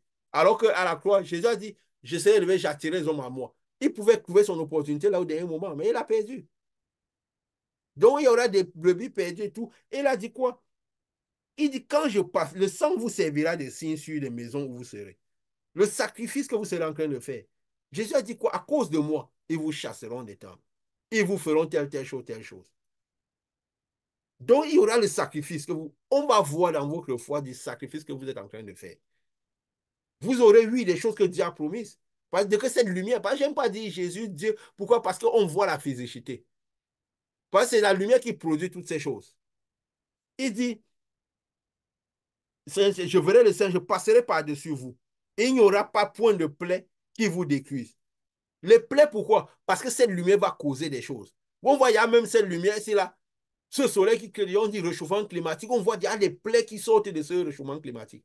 Et nous allons voir peut-être la semaine prochaine comment cela s'est traduit dans ce monde-ci, là. Qui annonce vraiment les étapes qui ont précédé la sortie du peuple, qui ont précédé. On mettra la physicité à la spiritualité pour qu'on voit clairement pour ce qui peut attester le monde dans ces moments où, et les dates que Dieu nous a données. Comme déjà nous l'avons fait de par nos enseignements. Donc, Dieu nous a toujours dit des choses, il a testé cela par quelque chose qui était logique et clair, naturel.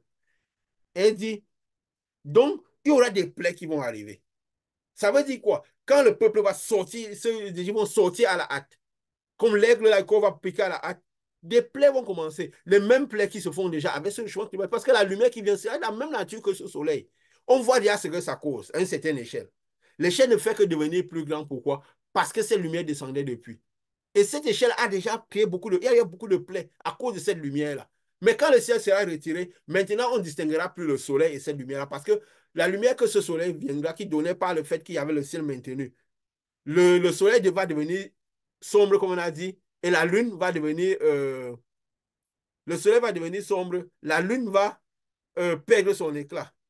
Donc maintenant, c'est cette lumière qui va arriver au ciel. Donc ça veut dire quoi? Les plaies seront grandissantes.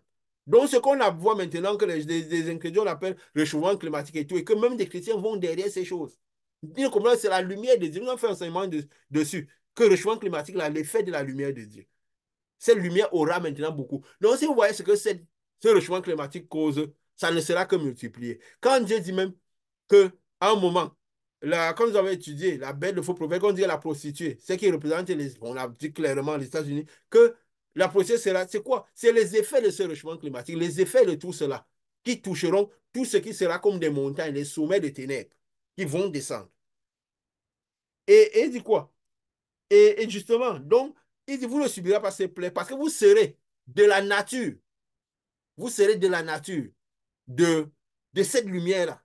Vous serez de la nature de cette lumière-là.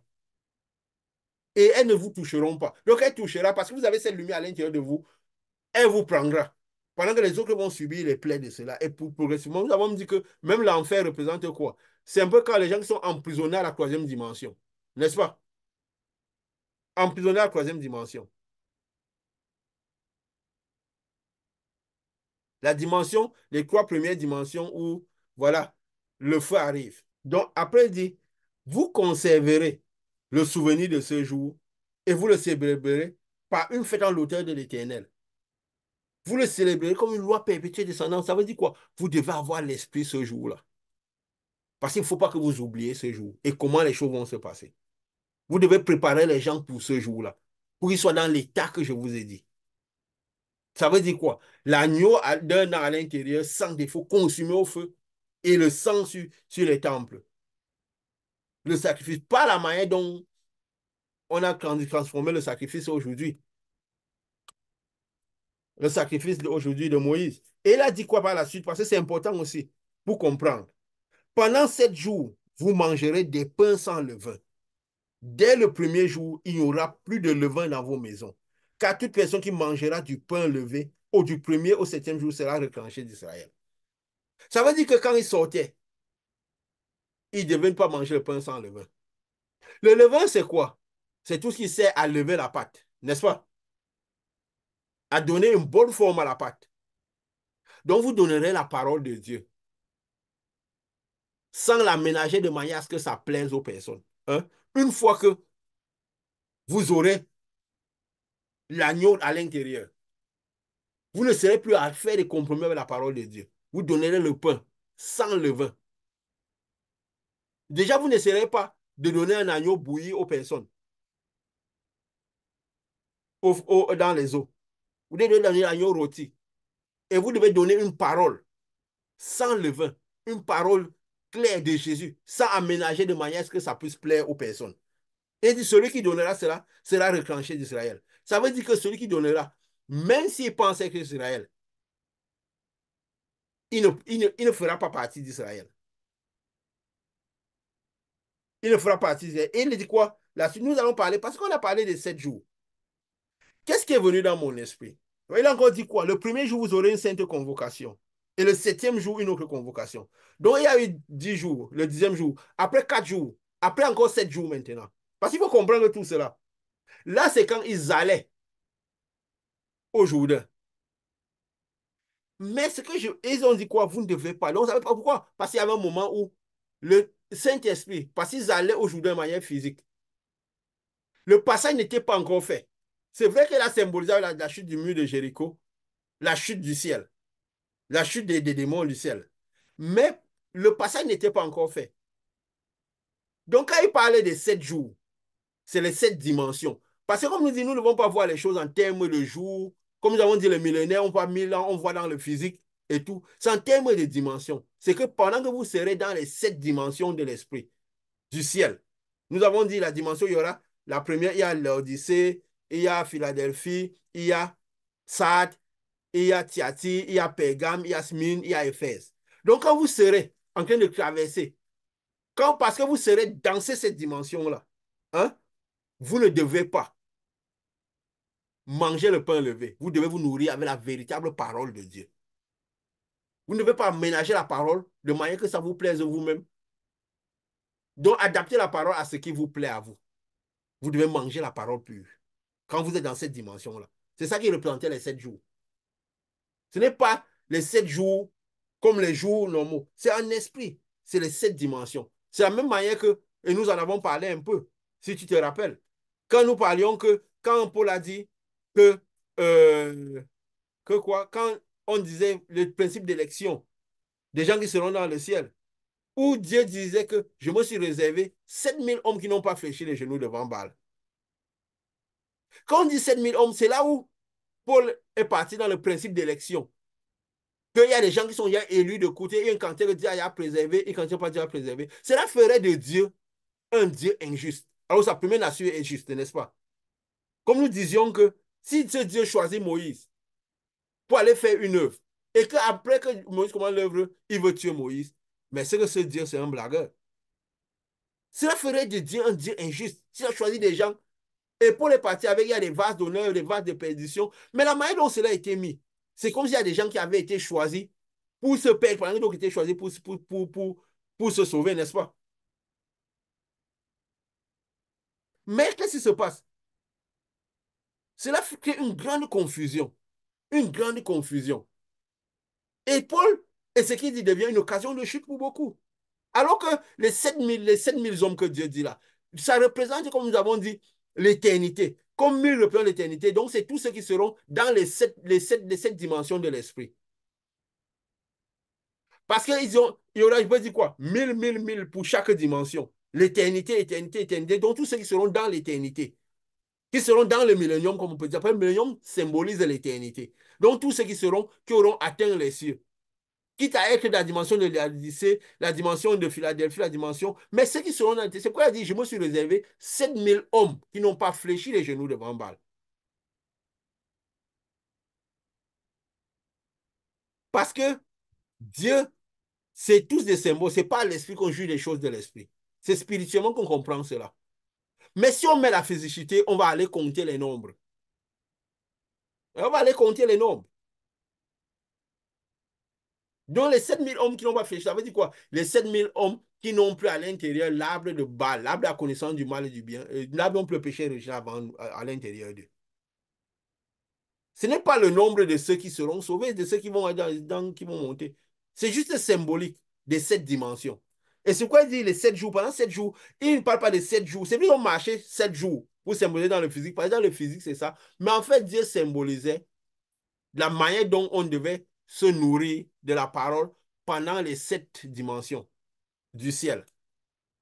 Parce que la septième dimension, c'est la dimension de l'éternité, le Saint des Saints, où on mangera justement ce pain pur-là, où il n'y aura pas ce pain sans levain. Mais dans les autres dimensions, on ne devra pas manger le pain avec le levain. Et celui qui mange le pain avec le levain, celui qui donne le levain aux gens, il sera exclu du ciel. On dit, oui, on peut perdre le Saint-Esprit.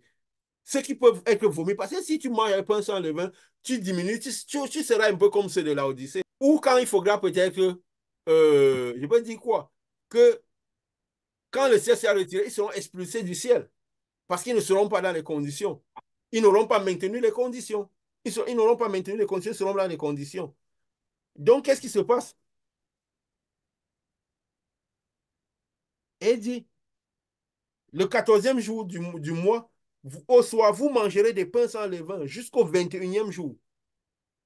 Ça veut dire que pendant les 7 jours-là, qui ne symbolisent pas seulement les jours normaux, mais qui symbolisent la période dans laquelle on est dans le ciel. Le moment où on est dans les 7 dimensions de l'esprit. On ne mangera pas le pain sans levain, le pain avec du levain. Donc le pain adapté aux personnes. La parole qui plaît aux personnes, à nous-mêmes. Donc on ne pourra pas manger le pain sans levain. Et puis pourquoi? Parce qu'à ce moment, déjà à partir du moment où on ne mangera pas le pain sans levain, mais parce que le ciel est temple destiné à être retiré, quand il sera retiré, on sera justement à l'endroit où le pain n'a pas de levain. Où le pain n'a pas de levain. Donc c'est ce qu'il faut se dire. Et maintenant, je me suis dit, oui, ces 7 jours-là ne symbolisent pas le temps qu'il faut. Donc après, ça veut dire qu'après le 4e jour, après le 14e jour, direct, on mange déjà les blés du pays. Donc quand Jésus vient, cette lumière, quand ça descend, parce que c'est cette même lumière que quand il est monté au ciel, il s'est assis sur le terre, il a commencé direct par redescendre. En redescendant, cette même lumière, parce qu'il avait créé le passage, des gens recevaient le Saint-Esprit. Et cette lumière venait, les trompettes commençaient à sonner. Les trompettes, c'est quoi? Cette grande lumière, que les dimensions de cette lumière qui partaient. Jusqu'aux 7 dimensions, cette grande puissance. Donc, ça veut dire que quand le ciel sera retiré, le 14e jour, toutes les vannes seront ouvertes. Donc, cette grande lumière va arriver directement sur le ciel, sous le sol. Comme de la même manière que c'est un peu comme l'éternel, la lumière de l'éternel qui est en train de passer sur toute Égypte. Et ça va faire sortir Israël, tous ceux qui ont reçu le Saint-Esprit, à la hâte. C'est quoi a parlé de l'aigle, comme nous le parlons un peu comme ça, comme résumé. qui tire les corps. Là où il y a les corps, ça semblant les aigles. Donc les aigles, comme il disait, je dis, on verra les anges des quatre coins de la terre. On croit qu'on va envoyer les gens avec les ailes. C'est de la lumière qui va descendre, qui va couvrir tous les quatre coins de la terre. Et qui aura du matériel, c'est qui aura cette faculté d'aller piquer les gens comme de l'aigle. Les corps et les faire monter. Donc ils vont monter directement avec cette lumière-là. Lié avec cette lumière. Et justement, quand ils vont monter, les effets de cette lumière-là vont commencer par agir. De la même manière que le soleil qui agit et que les effets, on voit, il y a le changement climatique, ça ne va qu'aller croissant. Et le monde va, Dieu même nous a révélé. On attend qu'il éclaircisse dans notre esprit le jour où tout ça va, quand l'année où tout ça va finir, quoi. Parce qu'après qu'ils sont retirés, il y aura un temps qui va se passer pour que toutes les situations descendent, pour que la bête que nous avons vue soit jetée dans les temps de feu, le faux prophète, comme nous avons déjà dit. Pourquoi nous avons pu voir, vous imaginez, on parle de ces jours, Jésus est proche, mais on attend encore le faux prophète. On attend la bête, on attend alors qu'ils agissent depuis longtemps. On vous a dit quand Jésus va venir. Je n'aime pas dire quand Jésus va venir retirer son église pour que les gens n'attendent pas un homme, comme on dessine souvent, avec beaucoup de puissance et du feu toujours qui descend comme ça. Non, c'est la lumière là, comme un éclair qui va de l'Orient à l'Occident, comme un filet de lumière qui couvre tout le monde. C'est comme ça que c'est l'avènement du Fils de l'homme. Il enverra ses anges aux quatre coins de la terre, rassembler ses élus. C'est cette lumière qui va venir piquer des personnes et qui vont partir. Ce n'est que de la lumière. C'est un royaume de lumière. Avec du matériel, quand il parle des anges, c'est quoi la faculté de cette lumière à prendre toutes les formes. Mais ils ne vont pas prendre cette forme, c'est la lumière qui va venir piquer. Quand il dit les anges, mais c'est la lumière qui va venir rassembler. Donc, comme nous avons expliqué. Voilà, donc nous connaissons, nous comprenons bien, donc nous comprenons bien le pourquoi du 14e jour, qui correspond vraiment au jour de la Pâque. Et nous avons dit, avec les dates claires que Dieu nous a données sur les périodes que nous avons données, nous savons quand est la Pâque prochainement. Mais la Pâque prochainement ne correspond pas à ce qu'ils ont dit. Nous devons voir comme Dieu lui l'a dit. La Pâque, c'est quoi? Le 14e jour du premier mois. Nous allons voir les dates parce qu'il faut voir les calendriers et tout ça. Mais nous savons que c'est un mois déterminant. Le 14e sera le 14e jour de ce mois-ci de la manière dont on l'a compté. Mais sachons que à partir de ce moment jusque-là, attendons, bientôt le mois de mars commence, qui est le mois des semences. Là, on sait que c'est le mois des débuts des semences. Donc, commençons par attendre cette lumière-là qui arrive, comme si c'était la seule chose qui valait la peine. Parce que c'est la seule chose qui valait la peine. Parce que notre Seigneur, cette lumière à la porte pour nous prendre. Et rien ne sera plus comme avant. Nous entrerons dans ce monde de jouissance extrême de l'âme. Si nous arrivons à jouir un peu, notre âme peut se réjouir d'une bonne nourriture. Imaginez ce qui se passe là-bas. C'est la jouissance extrême de l'âme. Même si on a l'impression des choses de la terre, c'est peu important, on peut laisser, mais c'est autre chose. Donc, rentrons dans le ciel comme c'était la seule, parce qu'il y a encore un bout de ciel. Ça veut dire recevons ce rôti, cet agneau rôti comme c'était la seule raison de vivre. Plus que jamais, c'est la seule raison de vivre. Le ciel est prêt et en train de retirer. Je ne sais pas si vous avez des choses à dire ou vous avez une observation par rapport à ce que Dieu nous a réservé aujourd'hui, qui nous a encore éclairci bien ce jour-là, qui nous a révélé. Donc, voilà. Oui, vas-y. Ouais, je voudrais seulement dire que en exposant sur les 7000 hommes réservés par Dieu, ça clarifie davantage le fait que Dieu soit complètement, fondamentalement juste Juste. et qu'il ne fait exception de personne, qu'il ne met pas des gens de côté pour dire que Je c'est peux, ceux-ci qui sont destinés pour je le peux salut, ceux-ci t'arrêter ne une sont seule pas. seconde, s'il te C'est plaît. vraiment du 100% justice. S'il te plaît. Que tu continues. Parce que cette forme de dire Dieu ne fait acceptation de personne, c'est tout parce qu'on voit la portée physique. Quand Dieu dit Dieu ne fait acceptation, c'est ça de personne, ça veut dire quoi? Cette lumière descendra sur tout le monde, sur tout le pays d'Égypte. C'est en ça qu'il ne fait acceptation de personne. C'est qu'il dit, je me lève mon soleil sur les bons comme sur les méchants. Cette lumière descendra sur tout le monde. Donc Dieu ne fait acceptation de personne. Pourquoi? Parce qu'il lève son soleil sur, comme sur les bons comme sur les méchants. Cette lumière sera disponibilité des bons comme sur les méchants. Ça va descendre sur tout le monde. L'Éternel sa lumière va passer sur tout Égypte. Donc c'est en ça qu'il ne fait acceptation de personne. Ce n'est pas une histoire de sélection de personnes. Je ne sais pas, bon, c'est juste pour éclaircir un peu ça. Vas-y, Richard, désolé, hein, si j'espère que je n'ai pas... Donc, oui, c'est ça que je dirais que c'est une lumière juste qui dit que si on se dispose naturellement, on reçoit ce que Dieu, la lumière descend sur nous et c'est une conséquence de ce que, de notre disposition quand elle sera venue nous trouver. Elle pourra rentrer dans l'intérieur de nous si nous sommes disposés naturellement de façon à pouvoir l'accueillir. Donc, je dis qu'en disant que les 7 000 hommes qui s'est réservés, qui donne l'impression qu'il a choisi des personnes à part pour pouvoir faire partie de ceux qu'il aura sélectionnés. En éclaircissant de cette façon, ça démontre réellement qu'il parle des gens qui seront dans le ciel tout simplement. Donc, ça amplifie davantage sur le sens de la justice de Dieu dont on parle souvent. C'est ce que je voulais souvent remarquer dans l'ancien monde. Merci beaucoup. Dieu est lumière. Il n'y a pas de ténèbres en lui. Il est lumière. Il est bon. Quand on avait dit à Jésus, bon, mais il a dit non. Dieu est bon, seul est bon. Parce que je suis sur terre. Je dois travailler encore ce plan de purification de l'iniquité. Celui qui est totalement lumière en ce moment, c'est Dieu. Parce que lui s'est débarrassé de tout. Il a inventé. Parce que même Isaac, le symbole d'Isaac n'était pas là. Puisqu'il devait transmettre l'iniquité. Il devait transmettre à la génération d'en dessous. Et nous ne pouvons pas rentrer à expliquer pourquoi, parce que nous avons fait des enseignements dessus. Parce que c'est le plan de purification de l'iniquité qui a commencé en haut. Dieu est resté totalement lumière, totalement bon. Parce qu'on parle de bon, on parle de bon du monde. Le bien, c'est la lumière. Le bien, c'est la lumière. C'est pas ce que le monde fait là. C'est pourquoi on éduque l'esprit des gens, on dit bonté, parce qu'il y a toujours la dimension physique qui reste. Donc c'est important ce truc-là, de connaître cela. Dieu est profondément bon, il est profondément juste. Pas bon comme le monde dit, il est bon. Pourquoi? Parce qu'il est lumière. Uniquement. Voilà. C'est ça, tu oublies bien de rappeler ces choses. Voilà. Si vous avez encore une observation, quelque chose, sinon, voilà. Nous remercions Dieu pour ces éclaircissements, pour ces lumières encore qui éclairent encore les choses. Elle éclairera jusqu'au bout. Comme nous avons dit, Dieu nous a donné, nous l'avions dit depuis de longs mois, parce que nous l'avons découvert en avançant. Dieu nous a donné cet évangile de la fin, cet évangile nouveau, ce grand neuf, qui propulsera dans l'éternité. Donc, c'est l'énergie qui propulsera dans l'éternité. Et nous allons comme une voile douce et légère. Dieu a renfermé des trésors dans des vases d'argile. Des vases, on peut dire, qui semblent de confusion.